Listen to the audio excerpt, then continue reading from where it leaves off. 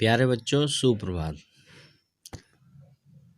आज हम अतीत में दबे पांव का आगे का भाग पढ़ेंगे।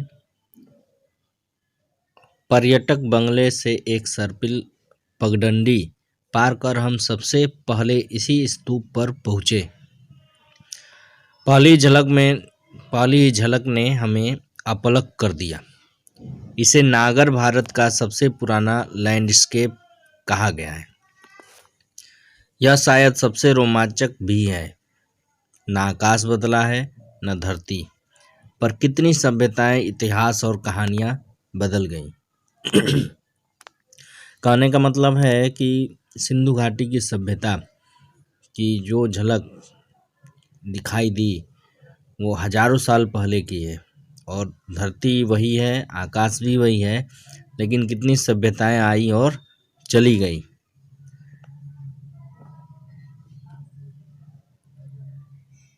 इस ठहरे हुए दृश्य में हजारों साल से लेकर पल भर पहले तक की धड़कन बसी हुई है। इसी देखकर सुना जा सकता है। भले ही किसी जगह के बारे में हमने कितना पढ़ सुन रखा हो, तस्वीरें या वृत्तचित्र देखे हो,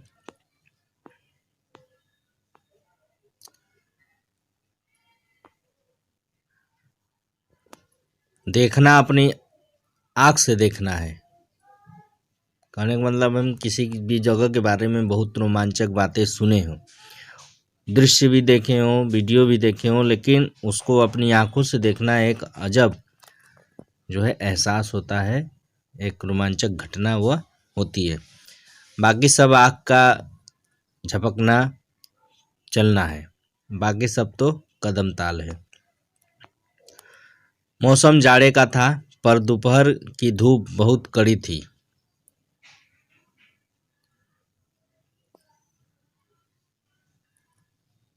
सारे आलम को जैसे एक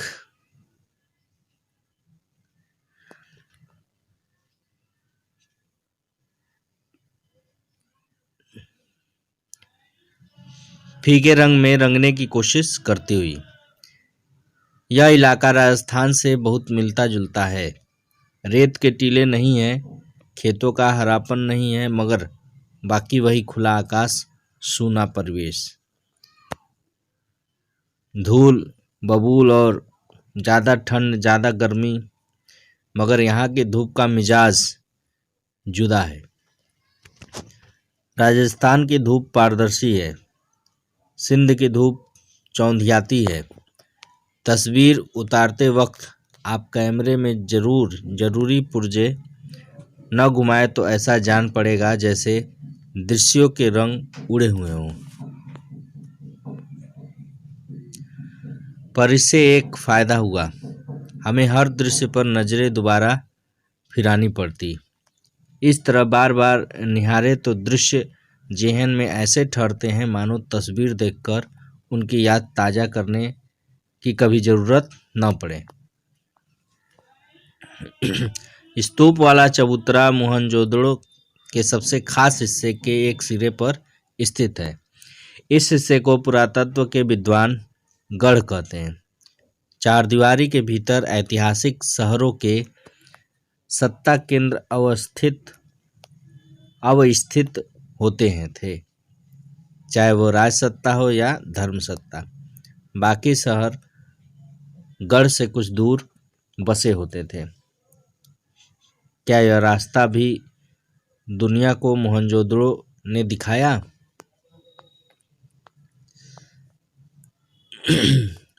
यही मोहनजोदड़ो में बौद्ध स्तूप है, और इसी के नीचे खुदाई सब आपको उस शहर की ओर ले जाती है।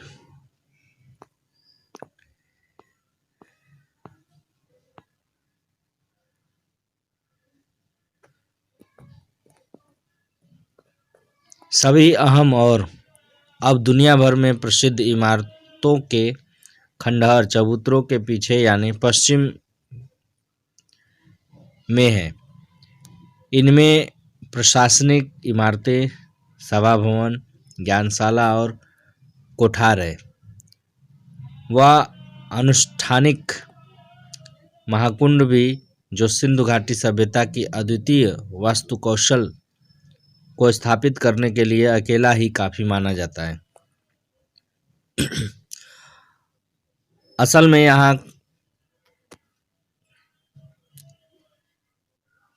यही एक निर्माण है जो अपने मूल स्वरूप में बहुत नज़दीक बचा रह सका है। बाकी इमारतें इतनी उजड़ी हुई हैं कि कल्पना और बरामद चीज़ों के जोड़ से उनके उपयोग का अंदाज़ा भर लगाया जा सकता है। नगर नियोजन की मोहनजोदड़ो अनूठी मिसाल है। इस कथन का मतलब आप बड़े चबूतरे से नीचे की तरफ देखते हुए सहज ही भाप सकते हैं। इमारतें भले खंडहरों में बदल चुकी हों, मगर शहर की सड़कों और गलियों के विस्तार को स्पष्ट करने के लिए ये खंडहर काफ़ी हैं। यहाँ की कमोवेश सारी सड़कें सीधी हैं या फिर आड़ी। आज वास्तुकार इसे ग्रिड प्लान कहते हैं। आज की सेक्टर मार्का कॉलोनियों में हमें आड़ा सीधा नियोजन बहुत मिलता है, लेकिन वह रहन सहन को नीरस बनाता है। शहरों में नियोजन के नाम पर भी हमें अराजकता ज़्यादा हाथ लगती है। ब्रासीलिया या चंडीगढ़ और इस्लामाबाद ग्रिड शैली के शहर हैं जो आधुनिक नगर नियोजन के प्रतिमान ठहराए जाते हैं, लेकिन उनकी बसावट शहर के खुद विकसने का कितना अवकाश छोड़ती है, इस पर बहुत शंका प्रकट की जाती है। मोहनजोदड़ो की साक्षर सभ्यता एक सुसंस्कृत सभ्यता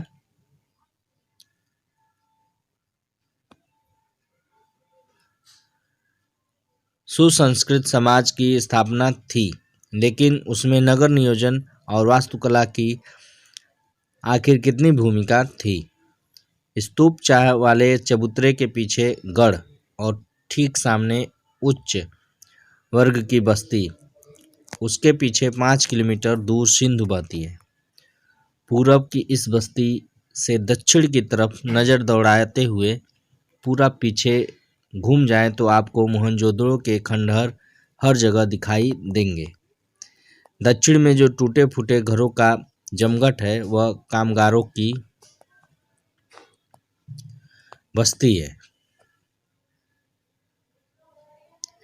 कहा जा सकता है इतर वर्ग की संपन्न समाज के वर्ग भी होंगे, लेकिन क्या निम्न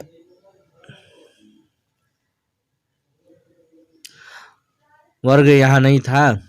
कहते हैं निम्न वर्ग के घर इतनी मजबूत सामग्री के नहीं रहे होंगे कि 5000 साल टिक सके। उनकी बस्तियाँ और दूर रही होंगी। यह भी है कि 100 साल में अब तक इस इलाके के 1/3 हिस्से की खुदाई ही हो पाई है, अब वह भी बंद हो चुकी है।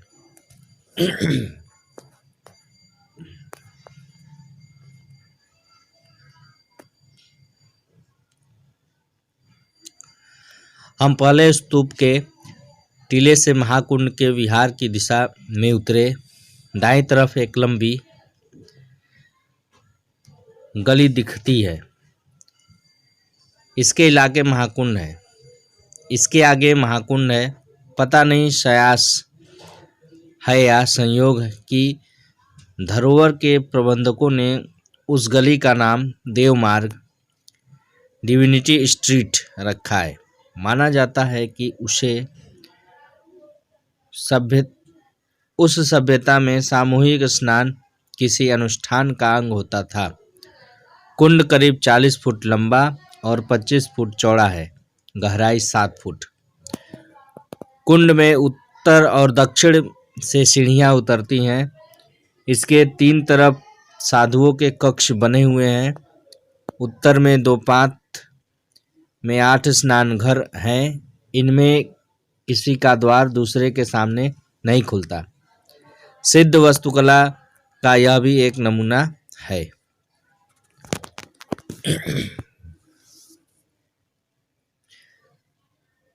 यही स्नानागार है, मोहनजोदड़ो का प्रसिद्ध जलकुंड। इस कुंड में खास बात पक्की ईंटों का जमाव है। कुंड का पानी रिस न सके और बाहर का अशुद्ध पानी कुंड में न आ जाए, इसके लिए कुंड के तल में और दीवारों पर ईंटों के बीच चूने और चिरोड़ी के गारे का इस्तेमाल हुआ है। पार्श्व की दीवारों के साथ दूसरी दीवार खड़ी की गई है जिसमें सफ़ेद डामर का प्रयोग है। कुंड के पानी के बंदोबस्त के लिए एक तरफ कुआं है। दोहरे घेरे वाला यह अकेला कुआं है। इसे भी कुंड के पवित्र या अनुष्ठानिक होने का प्रमाण माना गया है। कुंड से पानी को बाहर बहाने के लिए नालियां हैं। इनकी खासियत यह है कि ये भी पक्की ईंटों से बनी है और ईंटों से ढकी भी हैं। जैसे आजकल नगरों की नालियां होती हैं जो अंडरग्राउंड होती हैं, ढकी होती हैं ऊपर से पूरी तरह, वैसे ही नालियां वहाँ बनी हैं।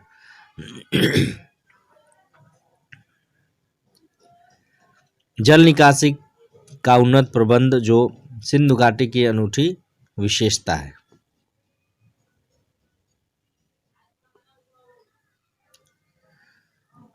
पक्की और आकाश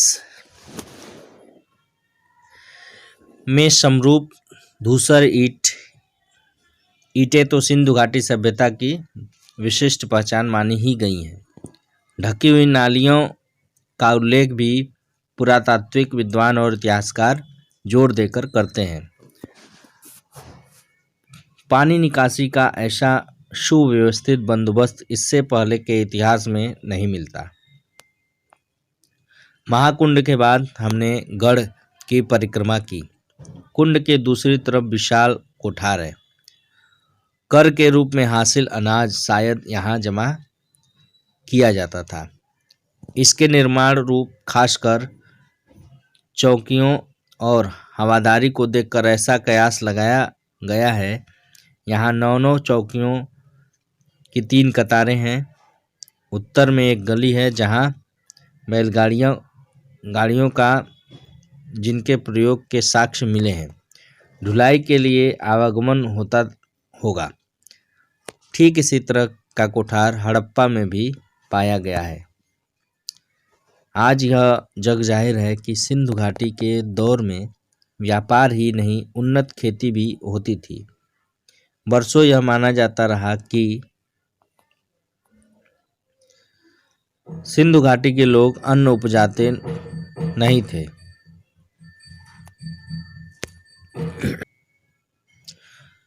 उसका आयात करते थे। नई खोज ने इस ख्याल को निर्मूल साबित किया है, बल्कि अब कुछ विद्वान मानते हैं कि वह मूलतः खेतिहर और पशुपालक सभ्यता ही थी। लोहा शुरू में नहीं था, पर पत्थर और तांबे की बहुतायत थी। पत्थर सिंध में ही था, तांबे की खानें राजस्थान में थी। इनके उपकरण खेती बाड़ी में प्रयोग किए जाते थे, जबकि मिस्र और सुमेर में चकमक और लकड़ी के उपकरण इस्तेमाल होते थे। इतिहासकार इरफान हबीब के मुताबिक यहाँ के लोग रबी की फसल लेते थे। कपास, गेहूँ, जौ, सरसों और चने की उपज के पुख्ता सबूत खुदाई में मिले हैं। वह सभ्यता का तर युग था जो धीमे धीमे सूखे में ढल गया। विद्वानों का मानना है कि यहाँ ज्वार, बाजरा और रागी की उपज होती थी। लोग खजूर, खरबूजे और अंगूर उगाते थे। झाड़ियों में बेर जमा करते थे। कपास की खेती भी होती थी। कपास को छोड़कर बाकी सबके बीज मिलते हैं और उन्हें परखा गया है। कपास के बीज तो नहीं पर सूती कपड़ा मिला है। ये दुनिया में सूत के 2 सबसे पुराने नमूनों में से एक है। दूसरा सूती कपड़ा 3000 ईसा पूर्व का है जो जॉर्डन में मिला। मोहनजोदड़ो में सूत की कताई बुनाई के साथ रंगाई भी होती थी। रंगाई का एक छोटा कारखाना खुदाई में माधव स्वरूप वत्स को मिला था। छाल्टी, लिलन और ऊन कहते हैं सुमेर से आयात होते थे। शायद सूत उनको निर्यात होता हो, जैसा कि बाद में सिंध से मध्य एशिया और यूरोप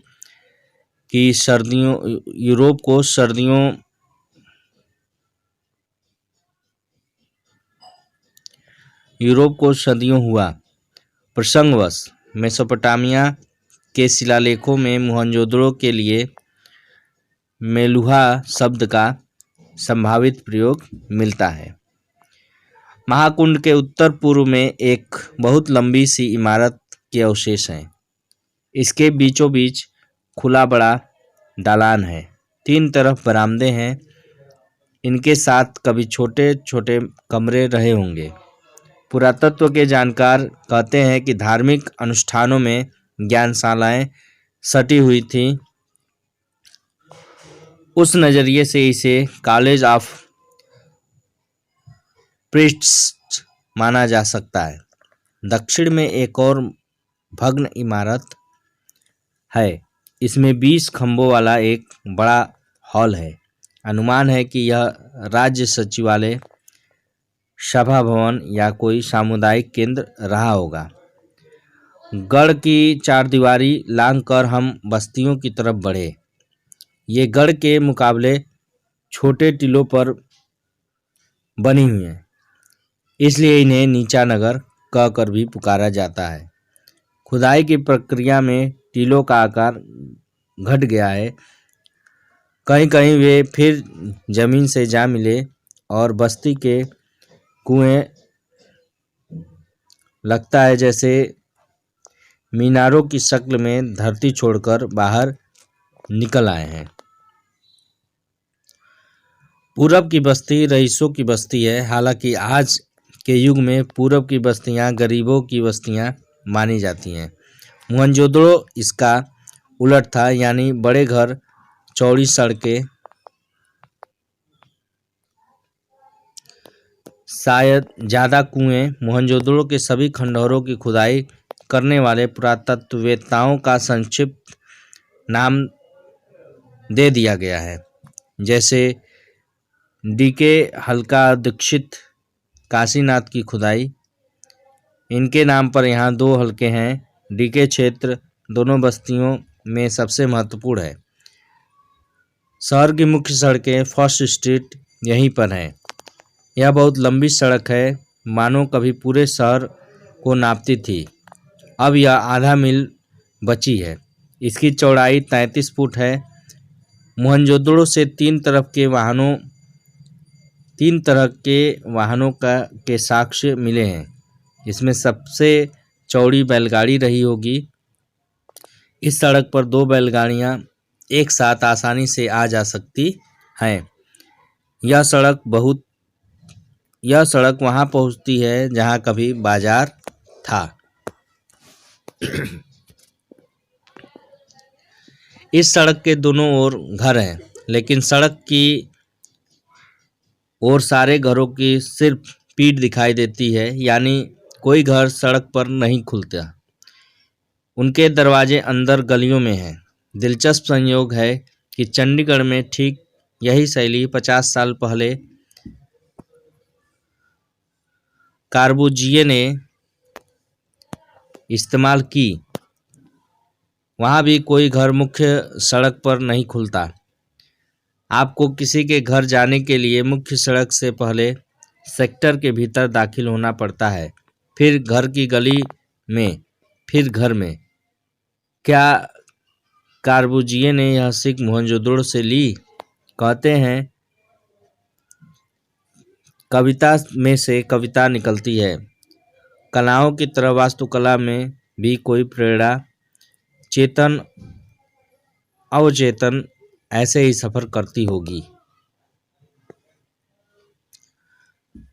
आगे का हिस्सा हम लोग अगले वीडियो में पढ़ेंगे। तब तक के लिए धन्यवाद।